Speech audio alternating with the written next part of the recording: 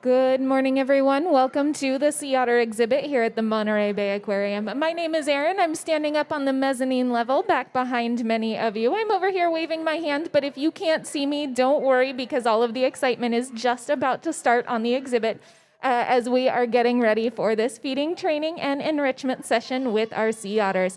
And folks, if you are down below the mezzanine level, don't worry, you'll still get a great view of the action. Check out the screens that are up above each exhibit window to see what is going on up top. And for folks up here too, check out those screens as well for a slightly different angle.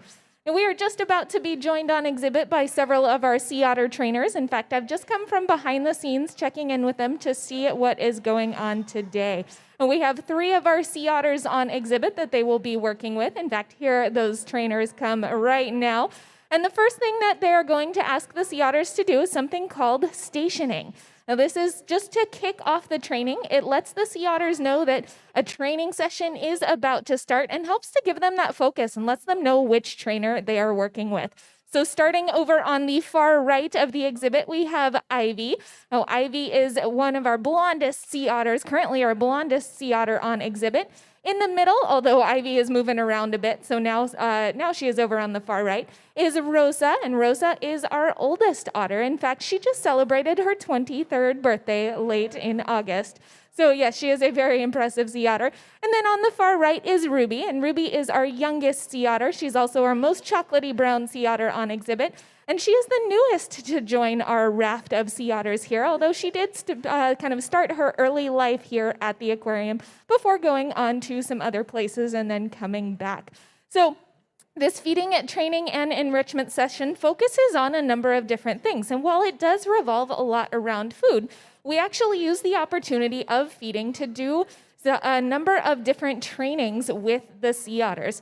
Now, this is really important because they are large mammals, and we want to make sure that they are able to participate in their own healthcare.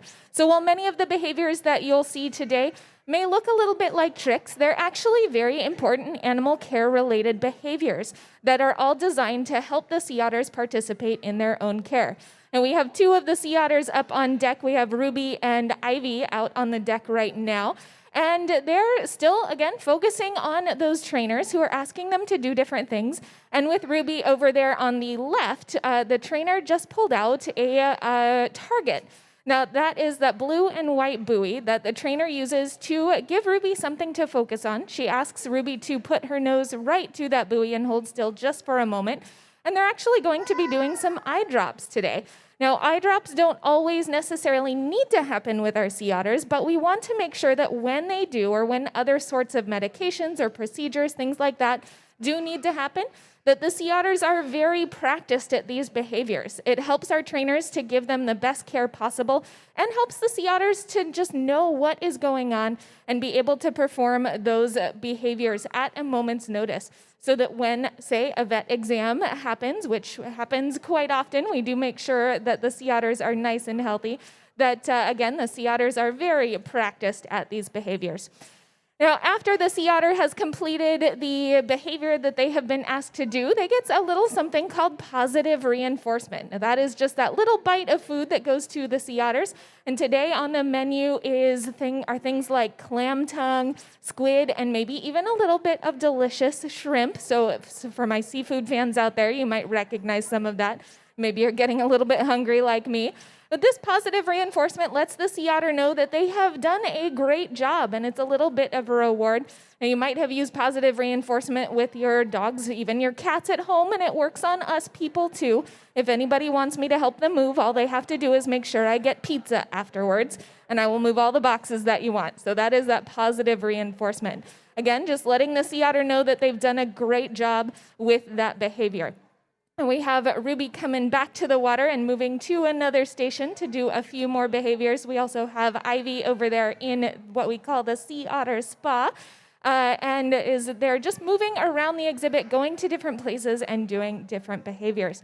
Now, we talked a little bit, just briefly, about the different kinds of food that they're eating here on exhibit, but out in the wild, sea otters are invertebrate specialists, which means that they love to eat all sorts of things that are out in the ocean without bones, without backbones or anything like that.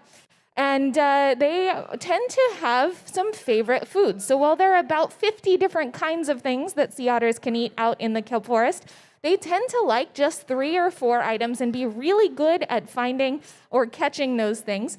And that might include sea urchins, abalone, clams, mussels, even sometimes octopus. We might see a sea otter eating octopus right out here off of our back deck. And they actually learn those behaviors from their moms.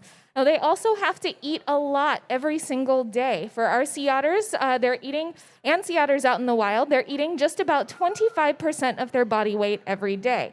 Now, that is a lot. For our sea otters, it works out to about 10 pounds of food that we are feeding sea otters. So if you thought it was a lot to feed teenagers, well, wait till you hear how much it costs to feed a single sea otter for a year. If you'd like to learn a little bit more about that, come find me after the feeding. So the sea otters, again, are eating a lot, and it's really important for sea otters to be eating so much because that high metabolism helps to keep them warm. If you've had your hands in the water at the touch pools today, you know just how cold that water is. It is an average of about 55 degrees changing throughout the year. So they really need that high metabolism to help keep them warm because unlike other marine mammals, they don't have the layer of blubber that they would need to help keep them warm. They rely strictly on that high metabolism as well as their very thick, luxurious fur to keep them warm. So just to put this kind of in a little bit of relation, we've got one of our sea otters who's doing some standing for us over there, showing off that balance. But in terms of us humans, if I were to eat like a sea otter and need to eat 25% of my body weight every day, I'd need to eat about 125 quarter-pounder hamburgers every day. Yeah, that is a lot, a little bit too much for me to eat, but again, so vitally important for those sea otters. Now, I also mentioned that their coats help keep them warm, and so they need to make sure that those coats stay very clean. Sea otters will be doing just about one of 3 different things anytime you see them out in the wild. They'll either be sleeping, making sure to conserve that hard-won energy.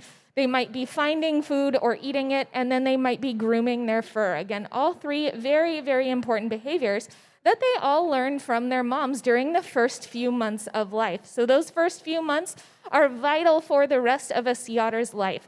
And sometimes, though, pups can get separated from their moms out in the wild for a variety of different reasons. But luckily, our ladies here have a really important job to do with those young sea otter pups. Now, if that pup is found, it can be brought here to the aquarium and actually be raised behind the scenes by one of our ladies as part of our sea otter surrogacy program. Now, our sea otters will teach that little pup everything that it needs to know, how to keep its fur clean, how to find food, how to crack into hard shells, and make sure that that sea otter knows everything that it needs to go back out into the wild and to be a successful sea otter out there in the kelp forest or in places like Elkhorn Slough. So again, our ladies are doing a very, very important job for not only us, but wild sea otters as well. And folks, if you would like to see a wild sea otter for yourself, I would highly recommend heading out to any of our back decks. We see wild sea otters out there in the kelp forest all day long, and many of them are those who have come through our program here at the aquarium to be able to be released back out into the wild. So now that the trainers have gone back behind the scenes, I'm going to go ahead and wrap up. But if you have any questions or would like to continue talking about sea otters, come find me right over here. Once again, my name is Erin, and I'd be happy to chat a little bit more. Thank you all very much for joining me, and have a lovely day at the Monterey Bay Aquarium.